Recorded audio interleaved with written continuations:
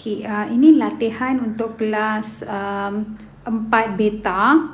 Okey, untuk soalan pada muka surat 12 ni, okey, kamu tak boleh buat semua sebab sifat cahaya ni cikgu baru ajar satu sifat cahaya. Okey, jadi kamu hanya akan buat separuh je kat sini. Okey, cikgu tunjukkan Okey, satu sifat cahaya yang kamu dah belajar ialah apa? Yes, cahaya bergerak lurus. Okey, jadi cahaya bergerak lurus. Okey, lagi dua ni tak payah isi.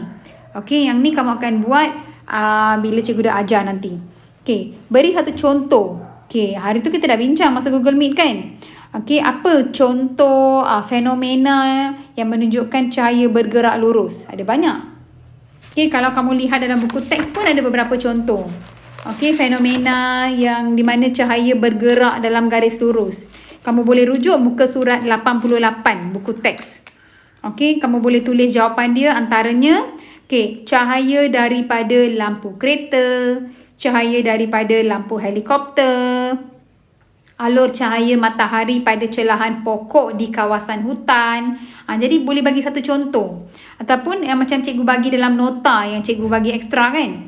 Okey, contoh cahaya dari rumah api. Itu semua adalah fenomena yang menunjukkan cahaya bergerak lurus. Jadi cikgu tulis kat sini satulah cikgu bagi cahaya daripada lampu kereta ataupun cahaya daripada lampu sulur pun boleh juga. Okey, next yang soalan 2 dengan 3 ni tak payah isi. Okey, sekarang kita terus ke soalan B. Okey, raja berikut menunjukkan penyiasatan terhadap kejelasan bayang-bayang. Terhadap kejelasan bayang-bayang, padankan sifat objek penghalang yang digunakan dengan bayang-bayang yang terbentuk. Kemudian nyatakan sifat cahaya yang terlibat dalam penyiasatan ni. Okey, sekarang tengok objek penghalang ni, kalau objek yang berbeza, dia boleh menghasilkan bayang-bayang dengan kejelasan yang berbeza. Ada bayang-bayang, ada objek tidak menghasilkan langsung bayang-bayang. Ada objek dia menghasilkan bayang-bayang yang kurang jelas. Ada juga objek yang menghasilkan bayang-bayang yang jelas. Okey, sekarang kita lihat. Objek penghalang, kalau legap, apa jawapan dia? Kalau legap, yang mana kamu rasa dia punya bayang-bayang ni? Kalau objek legap. Ya, jawapan dia B. Okey, kamu sesuaikan je lah. Okey, nampak kan bayang-bayang dia gelap.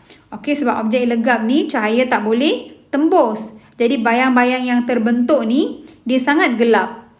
Sebenarnya bayang-bayang adalah bahagian tempat yang tidak mendapat cahaya.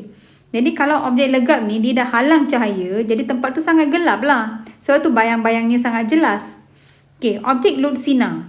Okey, objek ludsina ialah objek yang membenarkan semua cahaya menembusinya. Contoh macam cermin mata, apa lagi? Macam plastik kan? Plastik ludsina. Plastik ludsina tu macam plastik pembalut buku, semua tu. Kamu rasa bila cahaya boleh tembus, semua cahaya boleh tembus, ada tak bayang-bayang? Tak ada bayang-bayang. Jadi jawapan dia A. Tengok kat sini, tak ada bayang-bayang. Dia tak lukis pun bayang-bayang. Jangan pula kamu pergi lukis bayang-bayang kat sana. Okey, jadi untuk objek ludsina jawapannya A. Tak ada bayang-bayang terbentuk. Okey, kalau objek lud cahaya. Objek lud cahaya ni adalah objek yang membenarkan sebahagian cahaya menembusinya.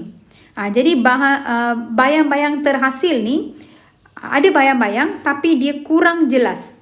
Dia tak sejelas bayang-bayang yang dihasilkan oleh objek legap.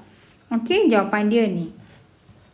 Okey, itulah perbezaan antara bayang-bayang yang dihasilkan oleh objek ludsina, lud cahaya dan legap. Ludsina ni memang tak ada bayang-bayang lah. Kalau lud cahaya, bayang-bayangnya kurang jelas. Kalau objek legap, bayang-bayangnya sangat jelas. Okey, apa sifat cahaya yang terlibat?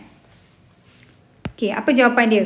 Apa sifat cahaya yang terlibat? Mengapa terbentuknya bayang-bayang ni? Yes, sifat cahaya yang terlibat ialah apa? Cahaya bergerak lurus. Cahaya ni dia bergerak lurus. Jadi bila dia dihalang oleh objek legap ataupun objek lur cahaya, bayang-bayang terhasil. Okey. Jadi semak jawapan kamu.